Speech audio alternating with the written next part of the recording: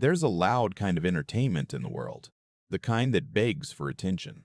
Explosions, laugh tracks, bright colors, easy emotions. And then there's horror, quiet rooms, dark screens, slow breathing. People willingly sitting with fear. If that contrast has ever made you pause, if you've ever wondered why some people actively seek out what most humans instinctively avoid, this video is for you. Because neuroscience and psychology actually explain this difference, and it says more about identity than taste. Let's talk about it. First, something important. If you love horror movies, that doesn't mean you're broken. It doesn't mean you're emotionally numb. It doesn't mean you secretly enjoy pain. And it definitely doesn't mean there's something dark or wrong inside you. That assumption comes from people who don't experience the world the way you do. And that's the core of this entire topic. People who love horror belong to a quiet minority, a psychological subtype that processes threat, emotion, and stimulation differently from the mainstream. Society tends to misunderstand this group because from the outside the behavior looks strange. Why would anyone voluntarily expose themselves to fear? But once you understand how the brain works, it starts to make sense. Let's zoom in.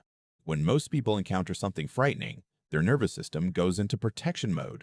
Heart rate increases, muscles tense, cortisol rises, the body prepares to escape. For them, fear equals danger. But for horror lovers, something else happens alongside that fear. Dopamine. Your brain releases dopamine when you experience novelty, intensity, and controlled risk. Horror movies provide all three. They activate the threat system, but inside a safe container. You're not actually being chased. You're sitting on a couch, so your nervous system gets aroused while your rational brain knows you're safe. That combination creates a very specific psychological state, high stimulation without real-world consequence. Researchers at universities like Carnegie Mellon and Turku in Finland studied this pattern in the 2010s. They found that people who enjoy horror tend to have stronger emotional regulation under stress. Their brains recover faster after fear spikes. In simple terms, they can ride intense emotions without being overwhelmed by them. This doesn't mean they feel less. It means they feel more and stay present. That's a huge difference. For many horror fans, watching something terrifying is a form of emotional exercise. It's exposure therapy in entertainment form. You confront fear, survive it, and come out the other side calmer. Over time, your nervous system learns something powerful. Intense feelings are survivable. That lesson quietly transfers into real life. This is why many horror lovers report being unusually composed during actual crises. Their brains have practiced sitting with discomfort. Again, this doesn't make you superior. It just means your emotional wiring prioritizes resilience over avoidance, and that wiring usually forms early. Some people grow up in unpredictable environments. Others develop high sensitivity to atmosphere and emotion. Some simply have personalities that crave depth over comfort. By adolescence, these traits begin shaping media preferences. Horror becomes a mirror. It reflects chaos, mortality, uncertainty, the same themes many people already carry internally. So when you watch horror, you're not escaping reality. You're engaging with it symbolically. Now, let's flip the perspective for a moment. People who don't like horror aren't shallow. They aren't weak. They aren't missing something. Their brains are just optimized differently. For many people, entertainment is meant to soothe. They seek content that reinforces safety, predictability, and positive emotion. Their reward systems respond more strongly to warmth than intensity. They regulate stress by avoiding it. You regulate stress by moving through it. Both strategies are human. Both are valid. This is where misunderstandings usually happen. Someone who avoids horror assumes horror lovers must be disturbed. Someone who loves horror assumes everyone else is fragile. Neither is true. You're simply playing different emotional games. Here's the deeper layer. People who gravitate toward horror tend to have what psychologists call an internalized identity structure. Meaning doesn't come primarily from external approval or social mirroring. It comes from inside. You don't need a crowd to validate your experience. You don't need constant emotional cushioning. You're comfortable being alone with your thoughts. That's not something you learn from movies. That's something movies reflect back to you. Non-obsessive individuals, especially those who enjoy horror, often allocate emotional energy differently.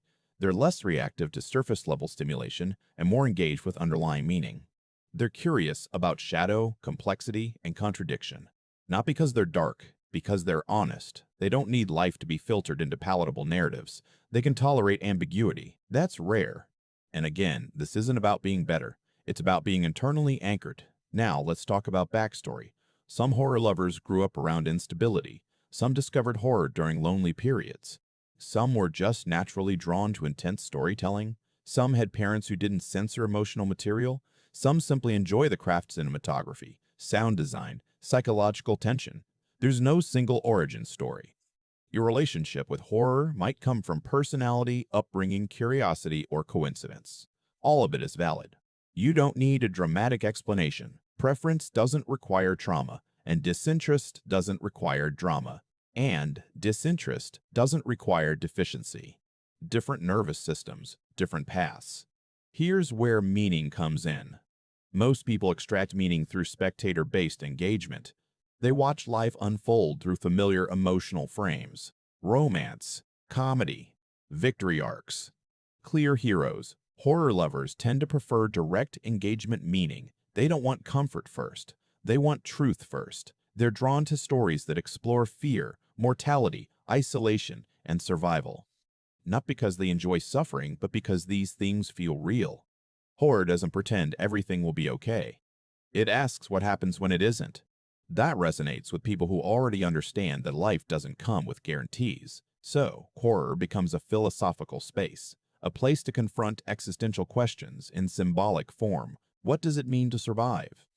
What does it mean to lose control? What remains when safety disappears? These aren't casual questions, they're identity questions. And that brings us to the late script insight. Here it is. People who love horror aren't chasing fear. They're practicing containment. They're learning how to hold intense emotion without fragmenting. They're strengthening psychological boundaries. They're teaching their nervous systems to stay present during chaos. In clinical psychology, this overlaps with something called distress tolerance. High distress tolerance predicts emotional stability, adaptability, and long-term resilience. So, when you watch horror, you're not indulging in darkness. You're rehearsing survival, quietly, unconsciously. Over time, that shapes how you move through the world. You become harder to shake, not colder, clearer. And if you've ever felt misunderstood because of this preference, if people have side-eyed you for enjoying dark movies while they binge comfort shows, know this, you're not missing out on life. You're engaging with it from a different psychological orientation. You don't need constant reassurance. You don't need sanitized narratives. You're okay sitting with complexity. That's not something to explain away. That's simply how your mind works. And if any of this resonated, this is the kind of psychology we explore here on the Glitch Psychology. You'll probably find more clarity there. So let's land this gently. Loving horror doesn't mean you're broken. It doesn't mean you're behind emotionally. It doesn't mean you're disconnected from humanity. It means your nervous system is wired for depth over comfort. It means you process fear as information, not just threat. It means you've learned consciously or not how to stay with intensity. You're not chasing darkness. You're learning how to stand inside it. And that's a quiet kind of strength. You're not broken. You're not behind. You're just playing a different game.